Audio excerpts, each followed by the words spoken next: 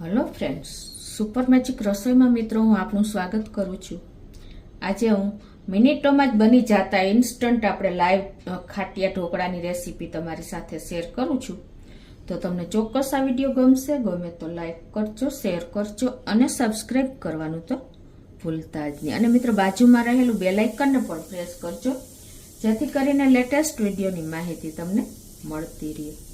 હવે આ નવા જ ઢોકળા બનાવવા માટેના ઇન્ગ્રેડિયન્ટમાં ઇન્સ્ટન્ટ આપણે જો 1 કપ ચણાનો લોટ લીધો છે, એટલે બેસન પણ તમે લઈ શકો, પોણો કપ રવો લીધો છે, ખાટી છાશ છે, 1 ક્યુબ લીંબુનું છે, એટલે કે 1 લીંબુનો રસ મેં કર્યો છે, 1 ચમચી ખાંડ, 1 ચમચી મીઠું અને ખાવાનો બેકિંગ સોડા આપણે 1/4 ટીસ્પૂન નાખશું।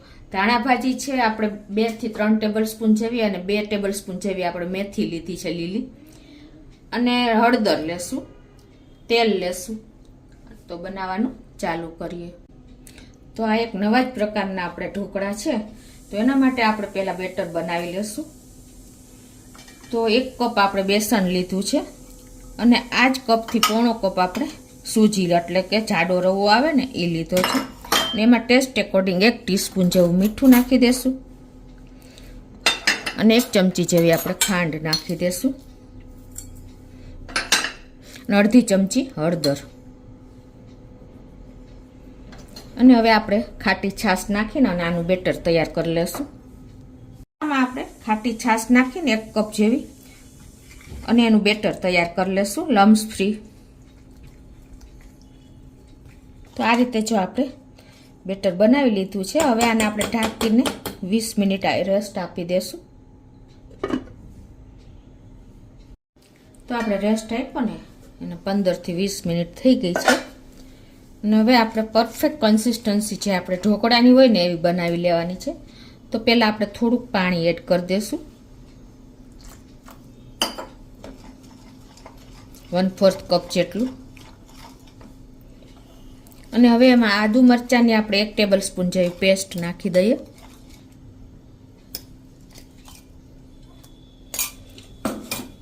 અને આપણે 2 થી 3 ટેબલ સ્પૂન જેવી ધાણા ભાજી અને 2 થી 3 ટેબલ સ્પૂન જેવી મેં મેથી સમારી છે, ધોઈને ક્લીન કરીને એને આપણે નાખી દેશું।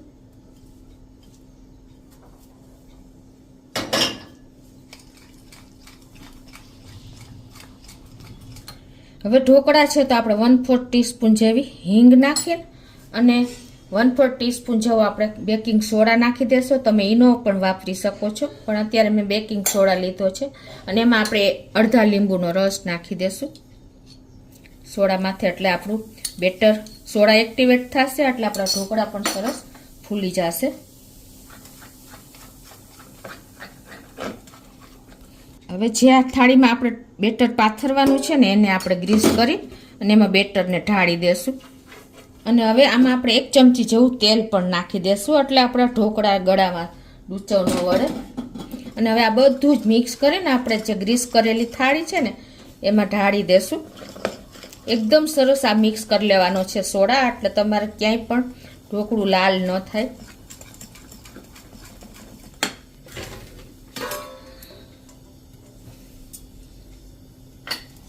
આ બાજુ જો આપણે પાણી પણ સ્ટીમરમાં ગરમ કરવા મૂકી દીધું છે, તો એમાં આપણે આ પ્લેટ મૂકી દેશું અને એમાં આપણે બેટરને રેડી દેશું। જેવડા તમારે થિકનેસ એ પ્રમાણે તમારે ઢોકળાને નાખવાના છે, અને ઉપરથી આપણે થોડુંક લાલ મરચું ભભરાવી દેશું, એટલે લુક પણ સારો આવશે અને ટેસ્ટ પણ સારો આવશે। હવે લીડ બંધ કરી અને ફૂલ ફ્લેમ ઉપર આપણે 15 મિનિટ થવા દઈએ। તો 10 થી 12 મિનિટ થઈ છે, અને આપણે જોઈ લઈએ। ગેસની ફ્લેમ અત્યારે સ્લો કરી નાખું છું। આવી રીતે આપણે સેન્ટરમાં ચપ્પુ ઇનર કરીએ અને ચપ્પુ ક્લીન નીકળે તો આપણા ઢોકળા રેડી છે। તો હવે એને આપણે ગેસ બંધ કરી દઈશું અને ડીશને બહાર લઈ લેશું ઢોકળાની પ્લેટને।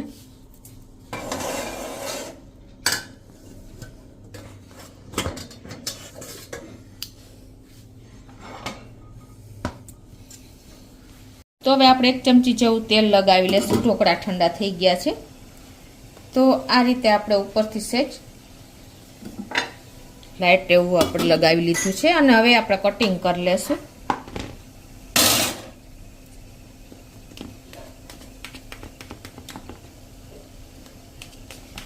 તો મિત્રો આ ઢોકળા તમે ઇન્સ્ટન્ટ બનાવી શકો છો, બાળકોને લંચ બોક્સમાં આપી શકો છો અને એક અલગ જ આપણા ઢોકળા એકદમ ટેસ્ટી બને છે, નવા જ ઢોકળા.